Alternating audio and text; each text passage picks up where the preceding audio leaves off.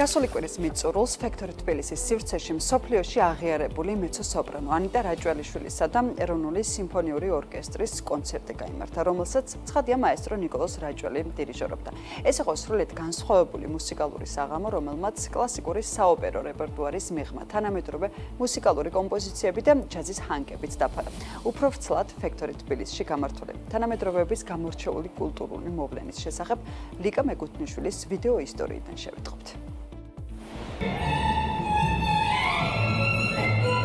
არსებობს მუსიკა, რომლის საბოლოო აკორდიც უკანასკნელი ბგერის დასრულებისას კი არა, ისმება მაშინ, როცა თავისუფლების ნაკადად მომდინარე მელოდიები ჯერ დაუვიწყარ ემოციებად და მერე უკვე წარუშლელ მოგონებებად იქცევა. სწორედ ეს მონაგარი წაიყოლა თან ფექტორი თბილისის ყველა სტუმარმა. ცხელი ზაფხულის ერთ საღამოს ეს სივრცე ჯადოსნური მუსიკის მასპინძლად გადაიქცა და სცენა გამორჩეულ კულტურულ მოვლენას დაუთმო. მსოფლიოში აღიარებულ მეცო-სოპრანო ანიტა რაჭველიშვილსა და სიმფონიურ ორკესტრს ნიკოლოზ რაჭველის ხელმძღვანელობით. ქართული მუსიკალური სამყაროს სუპერვარსკვლავების შესრულებით ოპერა, სიმფონია და თანამედროვე კომპოზიციები ფექტორი თბილისის სცენაზე გადაიკვეთა და ამ სინქრონიზაციამ ამ კედლებში სულ სხვა მუსიკალური ისტორია დაწერა. ეს იყო ძალიან დიდი ხნის შრომა და ძალიან დიდი ხნის ექსპერიმენტი, ასე ვთქვათ, იმისთვის რომ მომეძებნა გზა, რომ ეს ორი ჟანრი, სამი ჟანრიც, ასე ვთქვათ, საოპერო შეგვერწყა და გაგვერთიანებინა ნიკასთან ერთად. აქ იყო ქალაქური მუსიკაც უკვე კონცერტის დასასრულისკენ, იმიტომ რომ გვინდოდა პატრიოტულ ნოტაზე დაგვემთავრებინა კონცერტი. ნიკას უდიდესი წვლილი ამ პროგრამის შედგენაში და ამ პროგრამის შესრულებაში. ჩვენი ულამაზესი ეროვნული სიმფონიური ორკესტრი, როგორც ყოველთვის უმაღლესი პროფესიონალიზმით უძღვება თავის საქმეს და არაჩვეულებრივად შეძლეს მათაც, არა მარტო მე და ნიკოლოზმა, აი ამ სტილების შერწყმა და ყველაფერში თავისი გარკვეულწილად მუსიკალური აქცენტების შეტანა. Anita is the leading mezzo-soprano. დანამდვილებით შემიძლია ვთქვა, რომ ანიტა რაჭველიშვილი მსოფლიოს წამყვანი მეცო-სოპრანოა, ის ფანტასტიკური მომღერალია და ასეთივე ადამიანიც. გარდა ამისა, ქართული კულტურის ბრწყინვალე ელჩია. საბერძნეთის ეროვნულ ოპერაში ძალიან ვამაყობთ იმით, რომ ის ხშირად მონაწილეობს ჩვენს წარმოდგენებში. ოქტომბერში მას კვლავ ვიხილავთ ჯოკონდას პარტიაში, რაც შეეხება დღევანდელ საღამოს, ეს მართლაც არაჩვეულებრივია. კონცერტი თავისთავად, მაგრამ აუცილებლად უნდა აღინიშნოს ეს საოცარი ადგილიც. ფექტორი თბილისმა ჩემზე ძალიან დიდი შთაბეჭდილება დატოვა.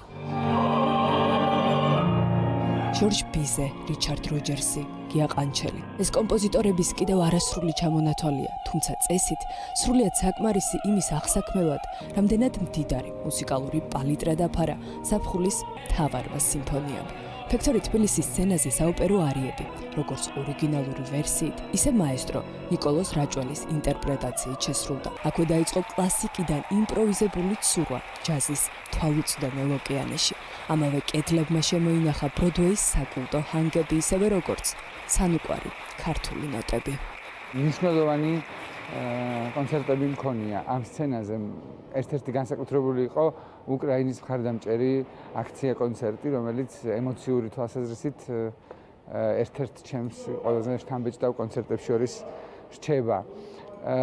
და როდესაც გადაწყდა, რომ ანიტას საღამო იქნებოდა ამ სივრცეში, შესაბამისად გადავწყვიტეთ, რომ ეს ყოფილიყო ეგრეთ წოდებული crossover-ი, ანუ ჟანრების გადაკვეთა ერთმანეთთან. და ესე მოგზაურობა მუსიკის და ეპოქების სამყაროში. ძალიან შთამბეჭდავი იყო, იმიტომ რომ ისეთ დიდ მუსიკოსთან თანამშრომლობა და ერთად ყოფნა და მუსიკის შესრულება, როგორც ანიტა რაჭველიშვილია, ეს ყველასთვის ერთი დიდი სიამოვნება. ხშირად არის მომენტი, როცა შესრულების ძალას არა მხოლოდ მუსიკოსი ან გაჟღერებული მუსიკა, არამედ შესრულების ადგილიც განაპირობებს.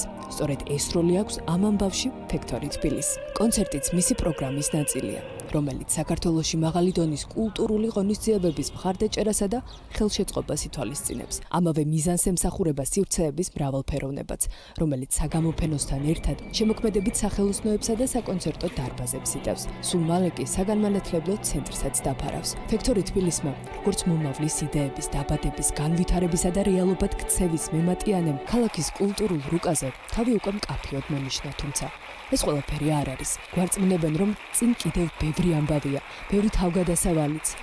ოვაციებად გარდაქმნილი ის შთაბეჭდილებები, რომელსაც იქ მისული ყველა ვიზიტორი უკან აუცილებლად წაიღებს.